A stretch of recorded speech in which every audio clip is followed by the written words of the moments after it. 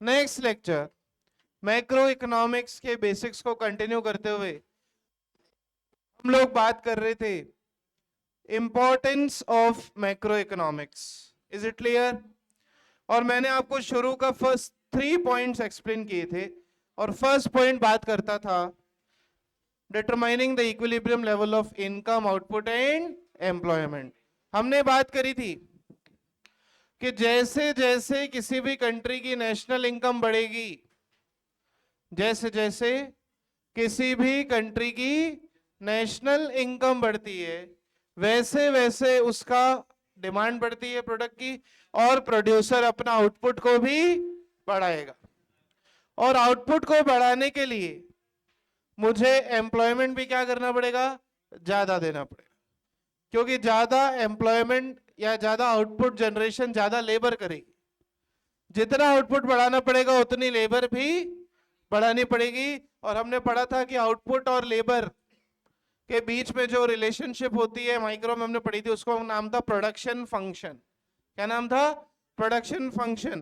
तो macro economics आपको सबसे पहले बता देगा कि देश में equilibrium level of income, output या एम्प्लॉयमेंट क्या होना चाहिए। क्यों? क्योंकि अगर कंट्री डिसइक्विलिब्रियम में हुई, अगर कंट्री इक्विलिब्रियम में नहीं हुई, तो उस कंट्री में महंगाई भी ज्यादा होगी और हो सकता है उस कंट्री में डिप्रेशन या डिफ्लेशन भी ज्यादा हो। इसलिए हर कंट्री इक्विलिब्रियम में रहना चाहती है और ऐसे इक्विलिब्रियम को हम कहते हैं equilibrium level of the country. तो मैक्रो इकोनॉमिक्स बात नहीं, मैक्रो इकोनॉमिक्स कोई प्रोड्यूसर या कंज्यूमर इक्विलिब्रियम की अलग अलग बात नहीं करता, ये कंबाइंड लेवल ऑफ इक्विलिब्रियम की बात करता है, जिस लेवल पर देश को ऑपरेट होना चाहिए। तो फर्स्ट पॉइंट आपको समझ में आया कि यहां पर हम पढ़ेंगे एग्रीगेट डिमांड। क्या पढ़ेंगे मित्रों? Aggregate demand. और हम पढ़ेंगे एग्रीगेट सप्लाई। जहां पर एग्रीगेट डिमांड और एग्रीगेट सप्लाई इंटरसेक्ट होगी, वहां पर देश का इक्विलिब्रियम निकलेगा। क्या निकलेगा बेटा? देश का इक्विलिब्रियम। और दूसरी बात मैंने आपको पढ़ाई थी इकोनॉमिक फ्लक्चुएशंस। ये भी लिखा था आपने। इकोनॉमिक फ्लक्चुएशन में हमको ये पता पड़ जाएगा कि कंट्री, इसका मैंने आपको एक्सप्लेनेशन दूसरा मेरे मन से जो हमने लैंग्वेज चेंज करके, कि कहीं कंट्री इन्फ्लेशन या डिफ्लेशन में तो नहीं है। आया ना? थर्ड हमने पढ़ा था नेशनल इनकम निकालना सीखेंगे हम। क्या निकालना सीखेंगे? जो कि हमारे सिलेबस में कितना मार्क्स का टॉपिक है? इकोनॉमिक्स के 40 में से 10 मार्क्स का टॉपिक है नेशनल इनकम। और नेशनल इनकम निकालने की बात हम कहां पर करेंगे मित्रों? मैक्रो इकोनॉमिक्स में। यहां पर कोई प्रोड्यूसर का रेवेन्यू या कॉस्ट वो सब की बात नहीं होगी, यहां पर नेशनल इनकम की बात होगी। किसकी बात होगी बेटा? नेशनल इनकम की। तो मैक्रो इकोनॉमिक्स की स्टडी से हम बात करेंगे कि नेशनल इनकम कैसे कैसे निकाली जाती है। Is it clear? Fourth point, सोचो अगर नेशनल इनकम ज्यादा होगी तो देश में एमएनसी आएगी कि नहीं आएगी? अगर देश में एमएनसी आएगी तो हमारे यहां पर कंपटीशन बढ़ेगा कि नहीं बढ़ेगा? और अगर कंपटीशन बढ़ेगा तो टेक्नोलॉजी डेवलपमेंट ये सब भी बढ़ेगा या नहीं बढ़ेगा? बढ़ेगा। और देश एक इकोनॉमिक डेवलप्ड कंट्री कहलाएगा। बोलो हाँ या ना? तो अगर नेशनल इनकम अच्छी हुई, कंट्री इक्विलिब्रियम में हुई, तो बाहर की कंपनीज भी, जरूरी नहीं है आप एक्सप्लेनेशन इसी को रटो, आप हेडिंग के अंदर अपना मन से भी लिख सकते हो। वैसे भी फर्स्ट चैप्टर का वेटेज 0 से 3 मार्क्स का है। कितना है? 0 से 3 मार्क्स। लेकिन हमको सिर्फ फर्स्ट चैप्टर इसलिए पढ़ना है ताकि हम एक डिफरेंस कर सके कि माइक्रो और मैक्रो में क्या डिफरेंस है। मोरओवर अगर इससे 10 में से 7 बार क्वेश्चन अगर पूछा जाए तो 10 में से 7 बार एक ही क्वेश्चन फर्स्ट चैप्टर से पूछते, what is the importance of macro and what are the differences between micro economics and macro economics, जो कि आप लोग 3 बेसिक क्लासेस के बाद बहुत अच्छे से जानते हो। बोलो हाँ या ना? हाँ या ना? तो इकोनॉमिक डेवलपमेंट, अगर कंट्री की नेशनल इनकम ज्यादा होगी, या हमने तो बजट भी पढ़ा है, बोलो हाँ या ना?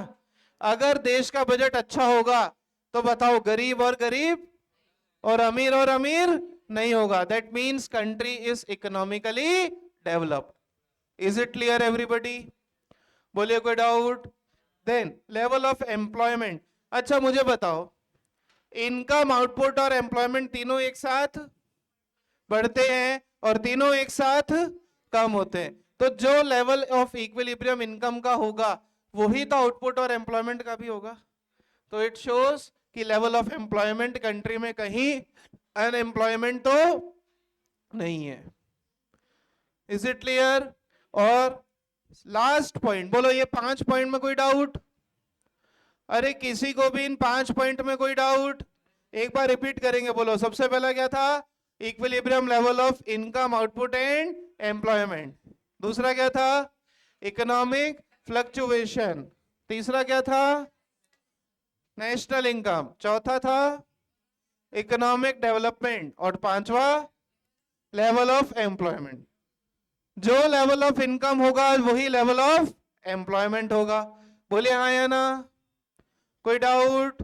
And last point, study of macro economic variables. यहां पर हम कोई डिमांड सप्लाई नहीं पढ़ेंगे, यहां पर हम क्या पढ़ेंगे? एग्रीगेट डिमांड और एग्रीगेट सप्लाई। इसके अलावा हम यहां पर पढ़ेंगे total output, employment and general price level. क्या पढ़ेंगे? General price level. इसीलिए जेएम कीन्स के मैक्रो इकोनॉमिक थ्योरी को थ्योरी ऑफ जनरल प्राइस भी बोला जाता है। क्या बोला जाता है? Theory of general price. बोलो यहां तक कोई डाउट? सो मैक्रो इकोनॉमिक्स की इंपॉर्टेंस सबको समझ में आई या नहीं आई? कोई प्रॉब्लम, कोई तकलीफ? बोलो किसी भी स्टूडेंट को कोई डाउट पीछे? Any doubt? ओके, नाउ इतनी मेहनत के बाद we are going for differences between micro economics and macro economics. Mark this star for 6 marks. सीधा 6 मार्क्स का। कई बार बेसिक्स टेस्टिंग अगर बिल्कुल ही निहायती आसान पेपर बनाया जाए, जो कि पिछले 5 साल से तो नहीं बन रहा है, ठीक है, क्या पता आपका अटेम्प्ट इजी हो, ठीक है। अभी आप अगर टफ पेपर दे दें तो आपके लिए हो सकता है इजी पेपर आए।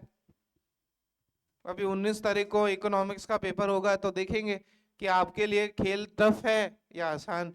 और मुझे तो ऐसा हर बार लगता है कि हर बार खेल टफ ही होता जा रहा है, क्योंकि पिछले 5 साल से level of economics paper, economics का जो लेवल है वो बढ़ाते जा रहा है बोर्ड, ठीक है। उसके रीजन भी है, क्योंकि उन्हें भी पता है कि बच्चा कोई ना कोई प्रोफेशनल कोर्स तो कुछ तो करेगा ही आगे जाके। सब जाके 12th के बाद वेटर थोड़ा ना बनेंगे होटल में, है ना।